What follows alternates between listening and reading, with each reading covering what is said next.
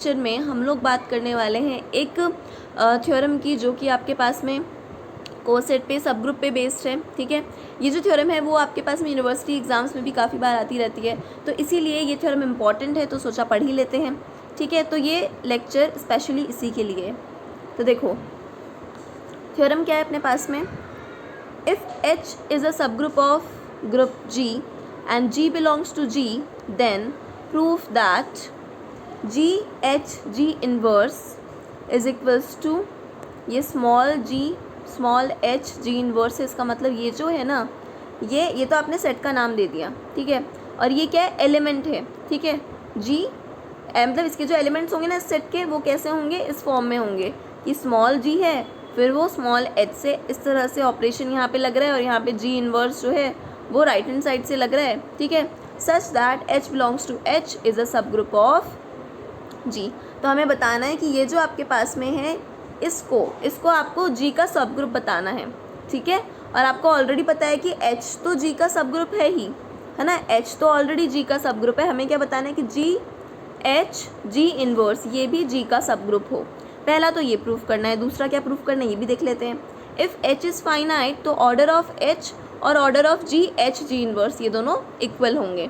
ठीक है, तो दूसरा हमें ऑर्डर ऑफ H और ऑर्डर ऑफ इस G इनवर्स का, इन दोनों का जो ऑर्डर है वो हमें इक्वल प्रूफ करना है। तो देखो सबसे पहले हम पहला वाला केस लेते हैं।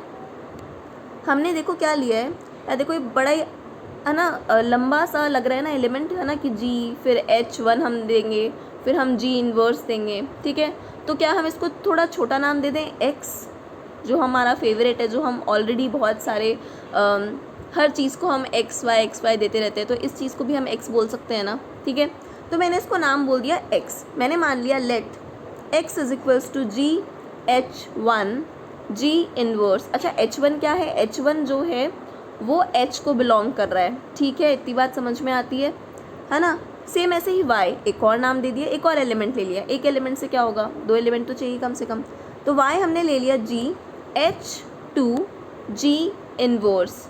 ठीक है, तो यहाँ पे H2 क्या है, H2 जो है वो भी किसको बिलोंग कर रहा है, H को बिलोंग कर रहा है। ठीक है, चलो, और ये जो पूरा एलिमेंट है ना, ये जो दोनों पूरा एलिमेंट है वो किसके एलिमेंट है, G इनवर्स के एलिमेंट है।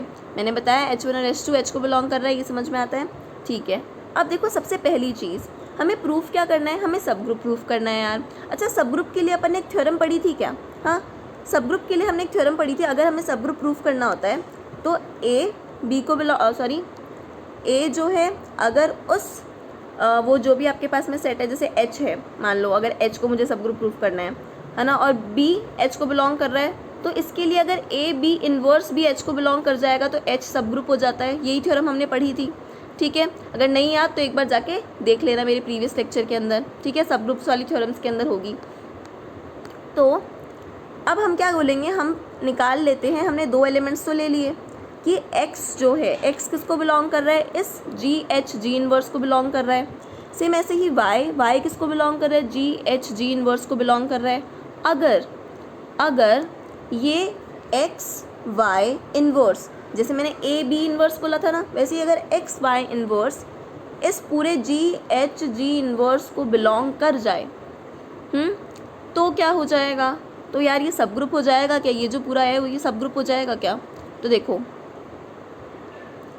अब देखो हमने क्या लिया, X वाला एलिमेंट ले लिया, ये रहा X वाला एलिमेंट।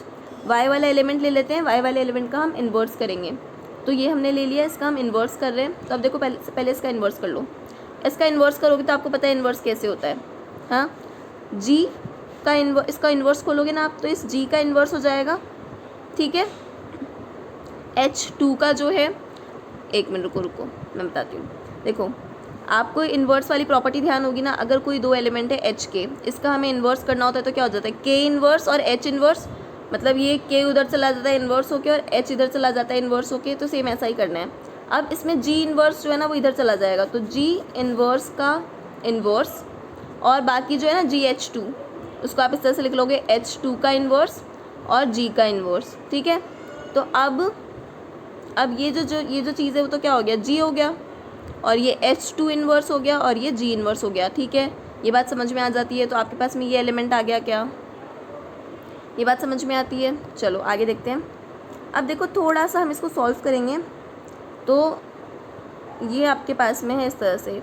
अब एसोसिएटिव प्रॉपर्टी लगाएंगे। देखो ये जो है ना जी इंटू जी इन्वर्स हो जाएगा, फिर एसोसिएटिव लगाएंगे तो जी इंटू जी इन्वर्स क्या होता है? ये ई होता है क्या? आपको पता है ना, ए इंटू ए इन्वर्स जो है वो ई के इक्वल होता है।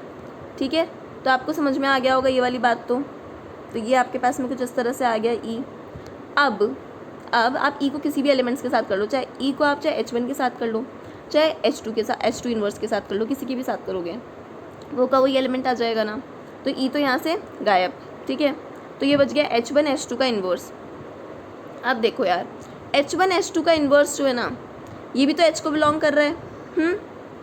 अब आप बोलोगे क्यों? क्योंकि H जो है वो तो एक सब ग्रुप ऑलरेडी है ना। ठीक है, तो H1 जो है वो H को बिलोंग कर रहा है भाई, H2 जो है वो भी H को बिलोंग कर रहा है। ठीक है, तो H1 H2 का इन्वर्स तो H को बिलोंग करेगा ही, सीधी सी बात है। क्यों? क्योंकि H एक सब ग्रुप है और हमें पता है सब ग्रुप के लिए कि ए बी इन्वर्स जो है वो H को बिलोंग करता है। ऐसी एक थ्योरम हमने पढ़ी है। ठीक है, तो इसका मतलब ठीक है ये इसका एलिमेंट है H का। अब जब ये बीच वाला H का एलिमेंट हो गया तो आप इसको ऐसे लिख सकते हो क्या कि ये तो ये जी इन्वर्स ये बिलोंग कर रहा है H को, तो इसका मतलब ये पूरा का पूरा बिलोंग कर रहा होगा, ये पूरा का पूरा बिलोंग कर रहा होगा जी एच जी इन्वर्स को। आई क्या बात समझ में? ठीक है, तो X इसको बिलोंग कर रहा है, Y भी इसको बिलोंग कर रहा है, X इन्वर्स भी इसको बिलोंग कर रहा है। इसका मतलब कि ये एक सब ग्रुप है। आ गई बात समझ में? चलो अब देखो, अब हमें दूसरा वाला भी तो प्रूफ करना है। हमें H का और इस जी इन्वर्स का दोनों का ऑर्डर भी तो सेम प्रूफ करना है। अब इसके लिए हम क्या करते हैं, देखें, define a map F from H to G inverse as follows. हमने क्या किया, एक मैप डिफाइन किया। मैप तो आपको पता ही होगा ना यार, अपन ऐसे पढ़ते हैं ना 1 1 ऑन 2 एंड ऑल। ठीक है, तो हम एक मैप डिफाइन करते हैं H के बीच में और जी इन्वर्स के बीच में। ठीक है, अब देखो फंक्शन हमने ले लिया, H से लेकर जी इन्वर्स तक जा रहा है। ठीक है, F of H is equals to G inverse होगा। मतलब कि जब आप, मतलब ये क्या हो गया आपका y हो गया, एफ ऑफ H क्या हो गया, एक तरह से y हो गया। अपन पढ़ते हैं ना जैसे F of x is equals to y होता है, आपने x की वैल्यूज़ फंक्शन में डाली तो आपको y मिला। वैसे ही आप जब फंक्शन के अंदर h की वैल्यूज़ को डालोगे तो आपको जी इन्वर्स मिल जाएगा। ठीक है, ठीक है, अब देखो हम क्या करेंगे, पहले 1 1 प्रूफ करेंगे, फिर हम ऑन 2 प्रूफ करेंगे। ठीक है, अब देखो 1 1 के लिए क्या करते हैं, 12th वाला अगर लेक्चर जो है आपको ध्यान हो, मतलब 12th अगर आपने पढ़ी है, 11th अगर आपने पढ़ी है तो आपको पता होगा 1 1 और ऑन 2 हम कैसे प्रूफ करते हैं। ये जो क्वेश्चन है वो अपने NCERT के जो क्वेश्चन सब एग्जाम्स में भी पूछे जाते हैं। ठीक है, तो अगर नहीं याद तो देखो, वैसे तो मैं बता ही रही हूँ अभी, बाकी मेरे पहले शुरुआत वाले लेक्चर में आप जाके देख लेना जहाँ मैंने 11th और 12th का रिवीजन करवाया है। ठीक है, तब देखो F of x is equals to F of x1 is equals to F of x2 हमें यहाँ पे सबसे पहले 1 1 के लिए प्रूफ करना होता है। ठीक है, तो हम क्या लेंगे, F of H1 is equals to F of H2। H1 की जगह पे, मतलब एफ ऑफ H की जगह पे ये लिखेंगे, तो आपने क्या लिख दिया, H1 की जगह पे H1 जी इन्वर्स। सेम ऐसे ही H2 की जगह पे ये लिखेंगे तो H2 जी इन्वर्स। अब देखो कैंसलेशन लॉ से ये तो कट गया, तो H1 is equals to H2 आ गया। तो यही तो अपन पढ़ते हैं ना, F of x1 is equals to F of x2 हम लेके चलते हैं, और अगर वो प्रूफ हो जाता है कि x1 is equals to x2 है, इसका मतलब f यहाँ पे 1 1 हो गया, तो f 1 1 हो गया। ठीक है, काफ़ी इजी था ये तो। अब ऑन टू प्रूफ करते हैं। ऑन टू के लिए देखो, आपको याद हो ऑन टू की डेफिनेशन तो क्या होता है। अब देखो, फॉर एवरी जी इन्वर्स, हर एक, मतलब ये जो आपके पास में ना जी इन्वर्स जो है, इसका हर एक एलिमेंट कोई जी स्मॉल h जी इन्वर्स जो है, मतलब इसका हर एक एलिमेंट जो है उसके लिए कोई ना कोई h तो एग्जिस्ट कर ही रहा होगा, यहाँ पे कर ही रहा है। ठीक है, ऑफ कोर्स सीधी सी बात है ना, यहाँ पे ये एलिमेंट ही कुछ ऐसे बन रहा है जी इन्वर्स, तो इस एलिमेंट में h तो रिक्वायर्ड है ही, h तो आ ही रहा है।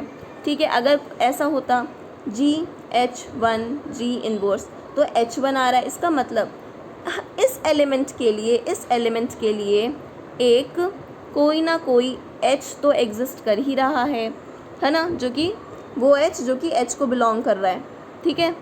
तो आप बोल सकते हो कि इसके लिए इसी तरह से तो हम बोलते हैं ना ऑन टू के लिए, ठीक है।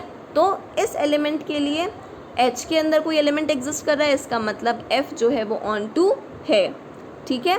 तो यहाँ से आपके पास में क्या हो जाता है, जब ये बाइजेक्शन प्रूफ हो गया, जब ये फंक्शन बाइजेक्शन प्रूफ हो गया, तो हमें ये बोल सकते हैं कि ठीक है भाई इन दोनों के ऑर्डर जो है वो सेम होंगे, ठीक है।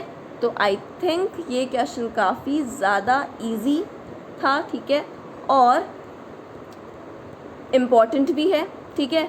तो उस हिसाब से आपको ये अच्छा लगा होगा, ठीक है। तो अच्छे से पढ़ लेना, अच्छे से कर लेना। हम मिलते हैं नेक्स्ट लेक्चर में नेक्स्ट टॉपिक के साथ में, नेक्स्ट क्वेश्चन, नेक्स्ट थ्योरम जो भी आपके पास में होगा, ठीक है। तो तब तक के लिए बाय बाय।